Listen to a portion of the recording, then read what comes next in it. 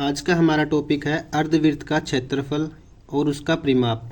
तो सबसे पहले बात करेंगे अर्धवृत्त क्या होता है हमारे पास में। अर्ध होता है हमारे पास में आधा यानी कि हाफ, और वृत्त होता है हमारे पास में सर्कल। तो अगर हम सर्कल का हाफ करते हैं यानी कि वृत्त का आधा करेंगे तो वो बनेगा आपके पास में अर्धवृत्त। ठीक है, तो उसका क्षेत्रफल निकालना सीखेंगे और उसका परिमाप निकालना सीखेंगे। तो जैसे हमने पीछे वाली वीडियो के अंदर वृत्त का क्षेत्रफल निकालना सीखा था, तो वहीं से क्या बनेगा आपके पास में अर्धवृत्त का क्षेत्रफल का फॉर्मूला बनेगा। तो वृत्त का क्षेत्रफल कैसे निकालते हैं, पाई आर स्क्वायर। ठीक है, तो ये होता है हमारे पास में वृत्त का क्षेत्रफल पाई आर स्क्वायर। अगर हम इसका आधा करेंगे यानी कि इसको 2 से भाग करेंगे तो ये बनेगा आपके पास में अर्धवृत्त का क्षेत्रफल। तो इसको लिख देंगे इस तरीके से 1/2 गुणा में पाई आर स्क्वायर। तो ये क्या बनेगा आपके पास में अर्धवृत्त का क्षेत्रफल। अब इसके अंदर जो पाई लेके चलते हैं वो होता है हमारे पास में 22/7, या फिर आप इसको जब डिवाइड करेंगे इससे तो ये बनेगा 3.14। तो इसमें से कोई वैल्यू पुट कर दो आप, इसमें आपका आंसर सेम बनेगा। ठीक है, तो स्टार्ट करते हैं इसके अंदर। अब आर कितनी, इसके अंदर त्रिज्या क्या होती है हमारे पास में वृत्त के केंद्र बिंदु से, और जो आपके पास में वृत्त की परिधि दे रखी है आपको, परिधि यानी कि उसकी बाउंड्री। तो केंद्र बिंदु से उसकी बाउंड्री का डिस्टेंस क्या होता है, उसकी त्रिज्या होती है। तो अगर मान लो मैं यहाँ से लेके यहाँ का डिस्टेंस निकालता हूँ तो ये भी क्या उसकी त्रिज्या। ऐसे ही यहाँ से लेके यहाँ का डिस्टेंस भी क्या उसकी त्रिज्या। तो केंद्र बिंदु से उसकी परिधि का डिस्टेंस क्या बनेगा, उसकी त्रिज्या।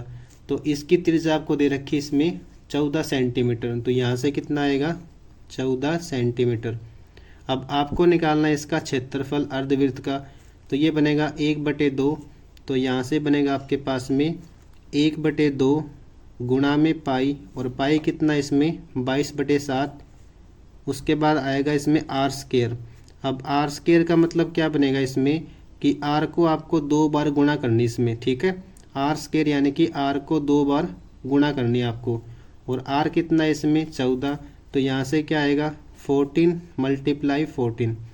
अब जब इसको सिंप्लीफाई करेंगे तो यहाँ से बनेगा आपके पास में, अब इसको कट कर देंगे 11 से, 11 2 जा 22 और 7 2 जा 14।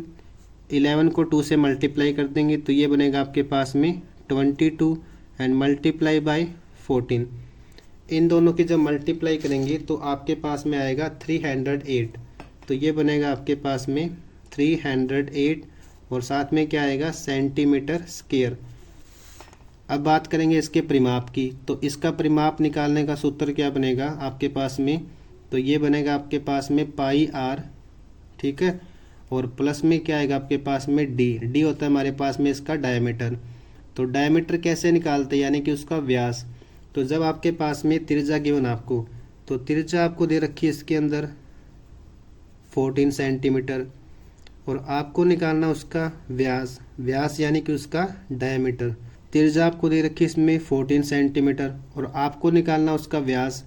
तो व्यास कैसे निकालते हैं, हम क्या करेंगे इसमें त्रिज्या का दुगुना कर देंगे। तो ये आएगा आपके पास में 28। व्यास होता है हमारे पास में डायमीटर, जिसको डी से डिनोट करते हैं, और त्रिज्या होती है हमारे पास में रेडियस, जिसको आर से डिनोट करते हैं। ठीक है, तो पाई आर प्लस में क्या बनेगा डी यानी कि डायमीटर। तो यहाँ से लेके यहाँ का डिस्टेंस बनेगा आपके पास में पाई आर, और प्लस में क्या बनेगा यहाँ से लेके यहाँ का डिस्टेंस यानी कि डायमीटर। तो इसको सोल्व करते हैं। तो पाई क्या हमारे पास में 22/7 मल्टीप्लाई बाय आर कितना है इसमें 14, प्लस में कितना आएगा डायमीटर कितना है इसमें 28। तो इसको सोल्व करेंगे यहाँ से 22/7, इसको कट कर लेते पहले। तो यहाँ से बनेगा आपके पास में 7 2 जा 14, और इसको मल्टीप्लाई कर दो तो ये आएगा 44 प्लस में 28। इसको ऐड करेंगे यहाँ से तो ये बनेगा आपके पास में आंसर इसका 8 + 4 12, एंड यहाँ से बनेगा 5 + 2 7। तो 72 सेंटीमीटर आएगा। ठीक है, डिस्टेंस होता है परिमाप, तो ये क्या आएगा हमारे पास में सिंपल सेंटीमीटर में आएगा, और जो क्षेत्रफल होता है हमारे पास में एरिया होता है जो, वो क्या आएगा सेंटीमीटर स्क्वायर में आएगा। तो इस तरीके से हम इसका क्षेत्रफल और इसका परिमाप निकाल सकते हैं अर्धवृत्त का। ठीक है।